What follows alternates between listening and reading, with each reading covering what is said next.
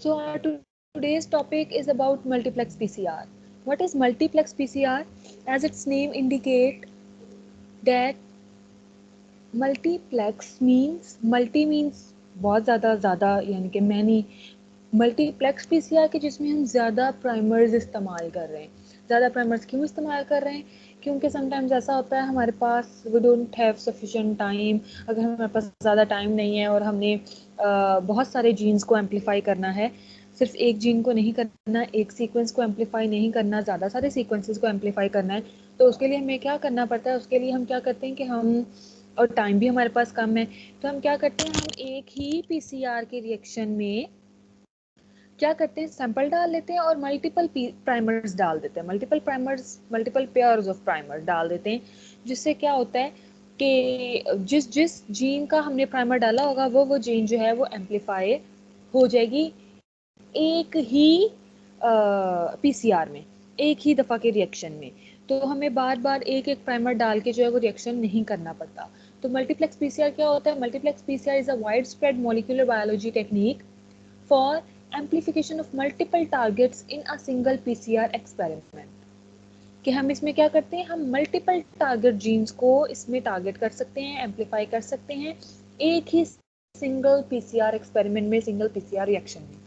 In a multiplexing assay, more than one target sequence can be amplified by using multiple primer pairs in a reaction mixture. तो as I already explained कि हम इसमें क्या करते हैं?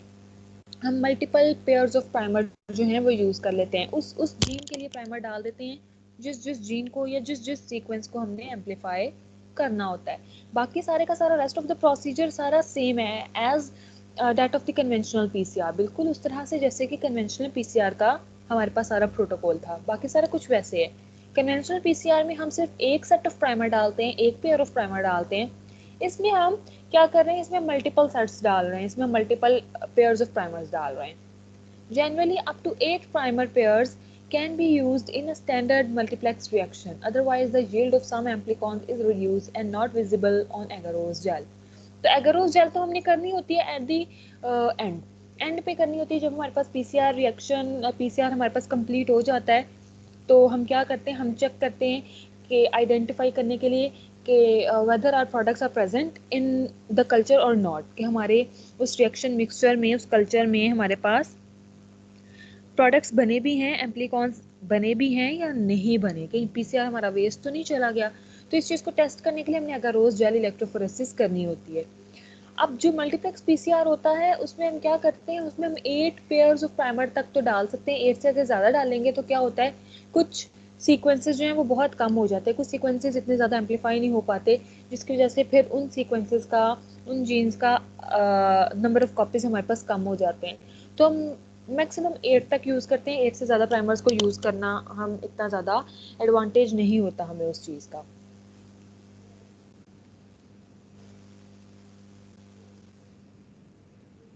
सो जैसे आप लोग यहाँ पर देख सकते हो डायग्राम में, मल्टीप्लेक्स पीसीआर ये एक था स्ट्रेन ए, यानी कि सैंपल वही था। फॉर एग्जांपल मेरा ब्लड सैंपल मैंने लिया हुआ है और उसमें मैंने अपने ब्लड सैंपल से डीएनए एक्सट्रैक्ट कर लिया और अपनी कुछ 6-7 जीन्स को, 8 जीन्स को मैंने एम्पलीफाई करना है।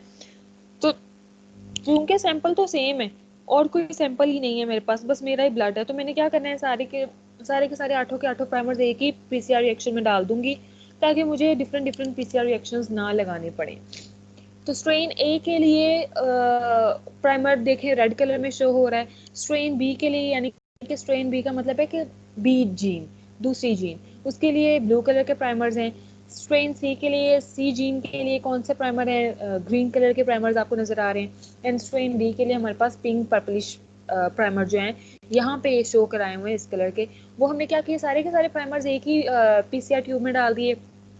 4 primer base pairs in a single tube, एक ही ट्यूब में डाल दिया। और बाकी सारा हमने कन्वेंशनल पीसीआर के जितने भी कंपोनेंट्स होते हैं, जितने कॉन्स्टिट्यूएंट्स होते हैं, like dNTPs, water, buffer, sample, DNA sample, primers तो हम ऑलरेडी डाल चुके हैं, सारे प्राइमर्स डाल चुके हैं। और फिर हमें क्या डाल देना है? टैग पॉलीमरेज डाल देना है, मैग्नीशियम आयंस डाल देने हैं और हमने इसको पीसीआर मशीन में रख देना है। तो अब क्या होगा? इस एक ही पीसीआर ट्यूब में सारे के सारे जीन्स जो हैं वो एट अ टाइम एम्पलीफाई हो जाएंगे। जब मैं उसको अगर उस जेल पे स्टडी करूंगी, सॉरी अगर उस जेल पे मैं उसको रन कराऊंगी सैंपल को अपने को, या अगर उस जेल का रिजल्ट नीचे शो किया हुआ है यहाँ पर, यहाँ जहाँ पर लिखा हुआ है मार्कर, टेस्ट ट्यूब के नीचे जो एरो लगाया हुआ है एक आपके पास वो पिक्चर है जिसपे डिफरेंट कलर के बैंड्स बने हुए हैं। एक बैंड एक आपके पास आ रहा है लेफ्ट साइड पे मार्कर।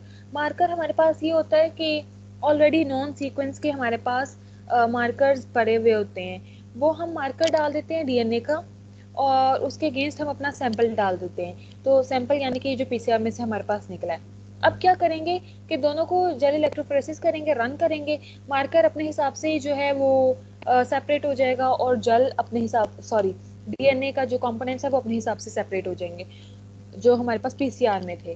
तो हमारे पास क्या आएगा, मार्कर से हम आइडेंटिफाई कर लेंगे, ये मार्कर जो है नॉन सीक्वेंस का होता है, तो हमें पता चल जाएगा कि कितने बेस पेयर्स का सीक्वेंस जो है वो हमारे एम्प्लीकॉन्स में आया है। तो हम इसे आइडेंटिफाई कर लेंगे कि यस हमारे प्रोडक्ट्स उसमें प्रेजेंट हैं या नहीं है। क्लियर? ओके, सो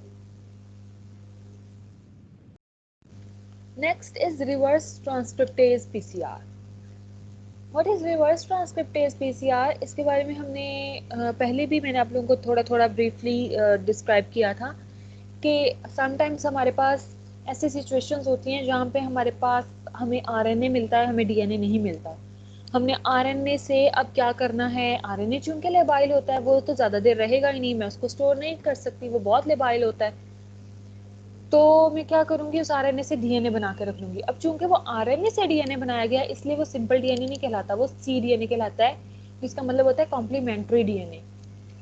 वो आरएनए का कॉम्प्लीमेंट्री डीएनए बना हुआ होता है, तो इसलिए हम उसको क्या कहते हैं, सी डीएनए कहते हैं। अब सी डीएनए बनाने के लिए भी हम पीसीआर ही करते हैं, पर उस पीसीआर को क्या कहते हैं, रिवर्स ट्रांसक्रिप्टेज पीसीआर कहते हैं। रिवर्स ट्रांसक्रिप्टेज पीसीआर में दो स्टेप्स करने पड़ते हैं, दो दफा हमें पीसीआर करना पड़ता है, समटाइम दो दफा पीसीआर करना पड़ता है, समटाइम्स एक ही पीसीआर में हम उसको ऑप्टिमाइज कर लेते हैं कि उसमें दोनों के दोनों स्टेप्स जो हैं वो कर लिए जाए। तो इसको आरटीपीसीआर भी कहते हैं, रिवर्स ट्रांसक्रिप्टेज पीसीआर भी कहते हैं। इन RTPCR the RNA template is first converted into a complementary DNA, that is cDNA, using a reverse transcriptase enzyme, जो कि हमने पढ़ा था वायरसेस से, रेट्रोवायरसेस से एक्सट्रैक्ट किया जाता है, क्योंकि रेट्रोवायरसेस ऐसे होते हैं जिनका जीनोम जो है वो आरएनए का बना हुआ होता है, तो वो अपने आरएनए को डीएनए में कन्वर्ट करते हैं। उसके लिए उनको उनके पास रिवर्स ट्रांसक्रिप्टेज एंजाइम होता है, हमारे पास नहीं होता नेचुरली, तो हम वो उन वायरसेस से एक्सट्रैक्ट करते हैं reverse transcriptase enzyme. The cDNA is then used as a template for exponential amplification using PCR। फिर हम इस cDNA को यूज कर लेते हैं for exponential amplification of that DNA using PCR, ताकि हमारे पास इस cDNA की नंबर ऑफ कॉपीज आ जाएं, बहुत ज़्यादा कॉपीज आ जाएं, ताकि हम उसको बाद में जो है वो अपनी डिज़ायर के अकॉर्डिंग जो है वो इस्तेमाल करते रहें, यूज़ करते रहें।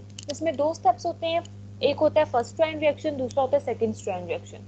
फर्स्ट स्ट्रैंड रिएक्शन में हमने क्या करना होता है, हमने मैसेंजर आरएनए को cDNA में कन्वर्ट करना है। चूंकि हमारे पास जो आता है सैंपल आता है या जो हमने एक्सट्रैक्ट किया होता है वो क्या होता है, वो मैसेंजर आरएनए होता है। तो उस मैसेंजर आरएनए को हम क्या करेंगे, cDNA में कन्वर्ट करेंगे। जब मैसेंजर आरएनए को cDNA में कन्वर्ट करना है तो हमें क्या क्या कुछ चाहिए होगा, हमें ऐसा डीएनए पॉलीमरेज चाहिए होगा जो आरएनए टेम्पलेट डिपेंडेंट हो, यानी कि वो आरएनए के टेम्पलेट को पढ़ सकता हो और डीएनए बना सकता हो। तो ऐसा हमें डीएनए पॉलीमरेज चाहिए, that is RNA dependent DNA polymerase, जिसको हम रिवर्स ट्रांसक्रिप्टेज भी कहते हैं। ठीक है, तो हमें ये चाहिए और हमें डीएनटीपी चाहिए, बाकी चीजें हमें बफर वगैरह वो सब कुछ वैसा ही चाहिए हमें। Messenger RNA strand is first reverse transcribed into single stranded cDNA। SF stands for single stranded cDNA।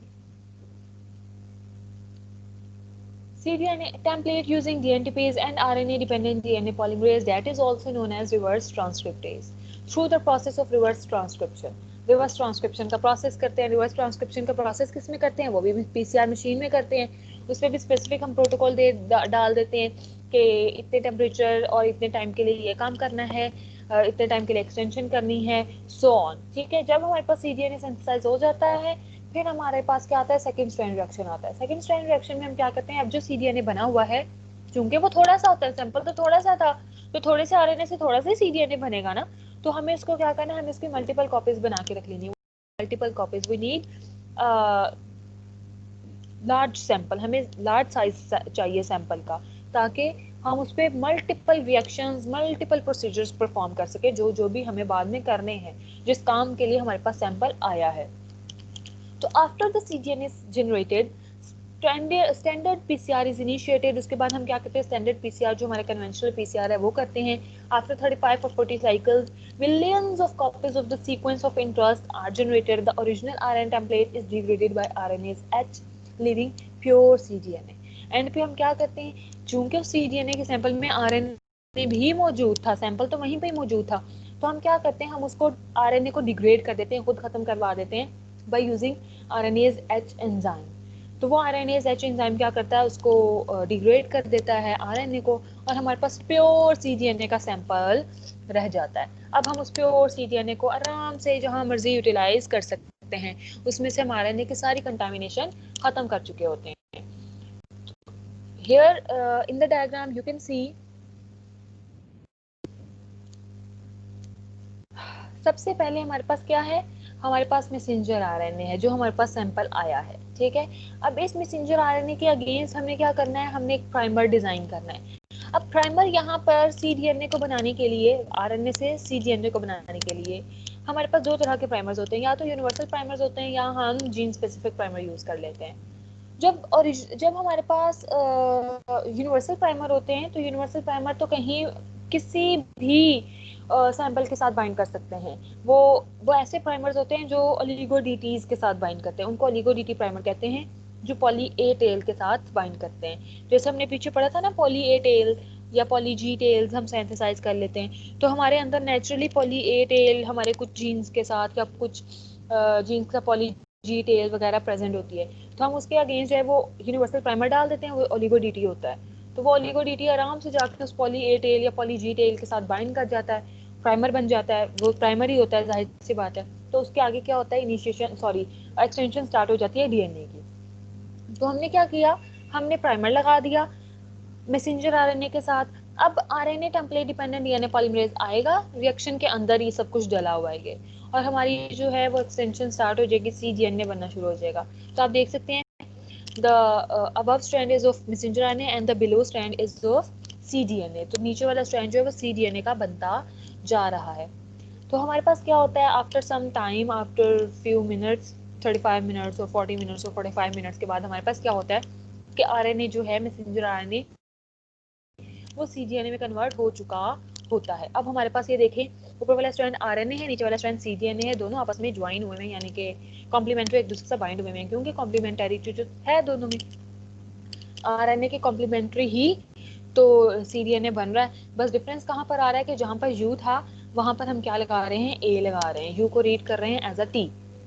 अब क्या होता है हमारे पास कि हम क्या करते हैं, हम इसमें आरएनए को डिग्रेड करवाने के लिए सैंपल में क्या कर देते हैं, आरएनएज एच डाल देते हैं। अब वो जो आरएनएज एच है, यहाँ पर ब्लू कलर का, 10 ब्लू कलर का शो हो रहा है, ये आरएनएज एच ब्लू कलर की बॉल, ठीक है, डार्क ब्लू कलर की बॉल जो आपको लाइन के इस तरफ राइट साइड पे नजर आ रही है, सबसे ऊपर डायग्राम में।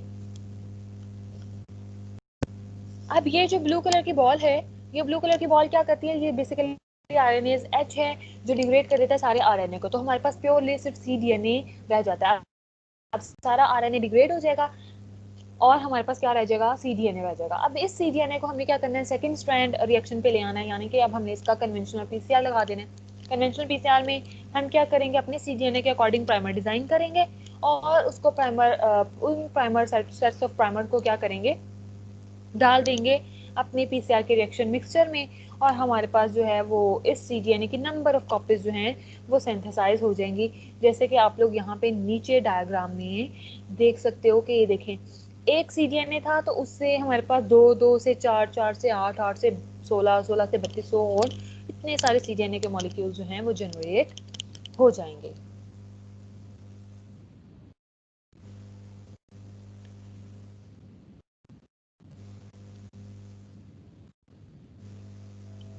Depending on the requirement, the primer for first cDNA strand synthesis can be of two types. तो फर्स्ट सीडीएनए स्ट्रैंड सिंथेसिस के लिए हमारे पास दो तरह के प्राइमर्स हो सकते हैं जो मैंने अभी आप लोगों को एक्सप्लेन किया। नंबर 1 ओलिगो-डीटी, या फिर हम अपना स्पेसिफिक डिजाइन कर सकते हैं। ओलिगो-डीटी जो है वो is used as universal primer which binds to poly A tail of messenger RNA, जो कि मैसेंजर आरएनए की पॉली ए टेल के साथ बाइंड कर देते हैं। याद रखें कि मैसेंजर आरएनए के एंड पर पॉली ए टेल हमेशा होती है, लाजमी होती है। तो कोई भी जीन, हमने किसी भी जीन को करना है तो वो पॉली ए टेल के साथ बाइंड कर जाएगा और हमारे हो जाएगा। अगर हमने ओलिगो-डीटी यूज नहीं करना चाह रहे तो हम स्पेसिफिक प्राइमर्स भी यूज कर सकते हैं। स्पेसिफिक प्राइमर्स यूज करने के लिए हम क्या करेंगे, हम अपने मैसेंजर आरएनए के अकॉर्डिंग स्पेसिफिक प्राइमर जो है वो डिजाइन कर लेंगे।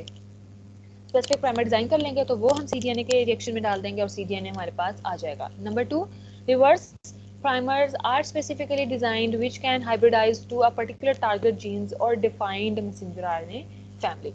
The reverse transcriptase is RNA dependent DNA polymerase which is used for cDNA synthesis. The most commonly used and commercially available RTR, हमारे पास जो commercially available और बहुत ज़्यादा जो इस्तेमाल होने वाले ये रिवर्स ट्रांसक्रिप्टेज एंजाइम है, आरएनए डिपेंडेंट डीएनए पॉलीमरेज है, वो है AMV एंड MOMLV। AMV क्या है, एवियन माइलियोब्लास्टोसिस वायरस, इसको हम AMV-RT भी कहते हैं। उस वायरस से ये एक्सट्रैक्ट किया जाता है, निकालते तो हम इनको वायरस से ही, क्योंकि रेट्रोवायरसेस में ही होता है और किसी में नहीं होता। उसके बाद हमारे पास मोलोनी म्यूरिन ल्यूकीमिया वायरस, उससे भी हम इसको निकाल सकते हैं, उससे भी RT reverse transcriptase enzyme use किया जाता है। एप्लीकेशन पे आ जाएं अगर हम, तो इसकी एप्लीकेशंस क्या हैं रिवर्स ट्रांसक्रिप्टेज पीसीआर की। Number 1, useful in generating large cDNA libraries from small amounts of messenger RNA. ये क्या होता है, ये लार्ज सीडीएनए लाइब्रेरीज बनाने के लिए मैसेंजर आरएनए से, जहाँ पे हमें ऐसा करना होता है कि मैसेंजर आरएनए है हमारे पास, तो हम उस मैसेंजर आरएनए की सीडीएनए लाइब्रेरीज बना के रख लेते हैं, ताकि बाद में कभी भी हमें इस्तेमाल करना पड़े हमें, तो हम क्या करेंगे, हम उस सीडीएनए को निकालेंगे और आराम से इस्तेमाल कर लेंगे। तो हम ज़्यादा सारा सीडीएनए लाइब्रेरीज जनरेट करने के लिए भी रिवर्स ट्रांसक्रिप्टेज पीसीआर करते हैं, और इसके अलावा for quantification of messenger RNA को क्वांटिफाई करने के लिए भी करते हैं। जैसे मैंने आप लोगों को स्टार्टिंग फर्स्ट सेकेंड लेक्चर में बताया था कि समटाइम्स हमारे पास ऐसी सिचुएशन होती है कि हमने एक्सप्रेशन एनालिसिस करना होता है। एक्सप्रेशन एनालिसिस का मतलब है कि हमने ये चेक करना है कि ये प्रोटीन कितना एक्सप्रेस हो रही है, यानी कि वो जीन कितना एक्सप्रेस हो रही है हमारी बॉडी में। तो जीन तो, डीएनए तो उतना ही है, एक कॉपी या दो कॉपीज हमारे अंदर क्रोमोसोम में पड़ी है, उससे तो हमें नहीं पता चलेगा कि कितने नंबर ऑफ कॉपीज वो बना रहा है। हमें कैसे पता चलेगा, जितने ज्यादा वो मैसेंजर आरएनए बनाता होगा उससे उतने ज्यादा प्रोटीन बनेगा। तो हम मैसेंजर आरएनए ले लेते हैं, उस मैसेंजर आरएनए को हम सीडीएनए में कन्वर्ट कर लेते हैं। तो हम यहाँ से क्वांटिफाई कर लेते हैं, जितना ज्यादा मैसेंजर आरएनए होगा उतना ज्यादा हमारे पास क्या होगा, वो जीन एक्सप्रेस हो रहा होगा, उसका एक्सप्रेशन लेवल उतना ज्यादा होगा। तो क्वांटिफिकेशन करने के लिए मैसेंजर आरएनए की, तब भी हम क्या करते हैं, हम RT-PCR यानी कि रिवर्स ट्रांसक्रिप्टेज पीसीआर को यूटिलाइज करते हैं। क्लियर? Yes ma'am. जी स्टूडेंट्स,